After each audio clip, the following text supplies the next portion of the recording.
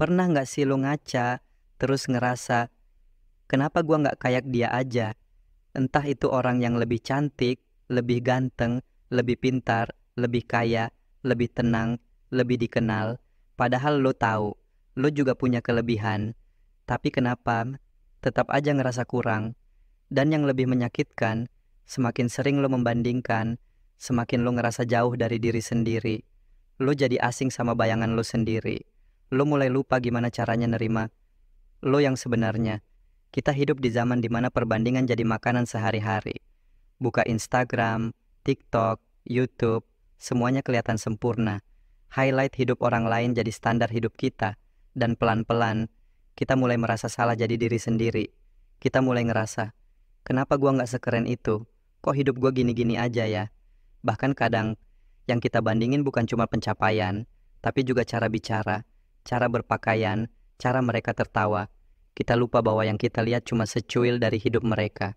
Di dunia yang penuh filter dan editan, kita jadi lupa bahwa realita itu enggak selalu mulus. Dan dalam proses itu, kita makin jauh dari rasa syukur. Kita sibuk ngitung apa yang kurang, sampai lupa ngelihat apa yang udah ada. Keinginan untuk jadi orang lain, kadang bukan karena iri, tapi karena kita merasa diri kita nggak cukup untuk dicintai. Mungkin dari kecil kita sering dibandingin, atau sering dikritik, atau mungkin nggak pernah benar-benar didengar. Jadi, secara nggak sadar, kita tumbuh dengan rasa, gua harus jadi orang lain biar dianggap. Ada luka yang enggak kelihatan, luka yang ditinggalin kata-kata, kenapa kamu nggak kayak kakakmu? Atau, harusnya kamu bisa seperti dia.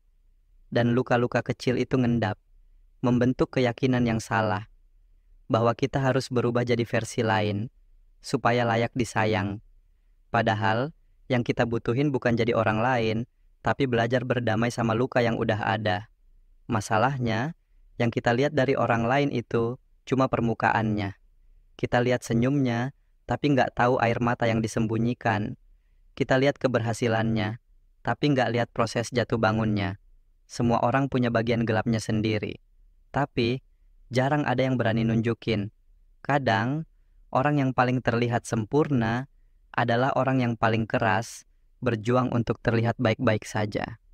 Jadi sebelum lo iri, coba tanya dulu ke diri sendiri. Gua iri sama hidup mereka atau cuma pengen keluar dari rasa sakit gua sendiri? Karena iri kadang bukan soal mereka, tapi tentang luka kita yang belum sembuh. Di dunia yang terus bilang, lo harus begini, lo harus begitu. Jadi diri sendiri adalah tindakan paling berani. Karena lo bakal dianggap beda, bakal dicibir, bakal diuji. Tapi justru di sanalah lo akan ketemu sama versi diri lo yang paling jujur. Dan orang yang jujur sama dirinya sendiri akan lebih damai dalam jalan hidupnya. Lo nggak harus cocok di semua tempat, nggak harus disukai semua orang. Yang penting, lo bisa tidur nyenyak karena tahu lo nggak pura-pura.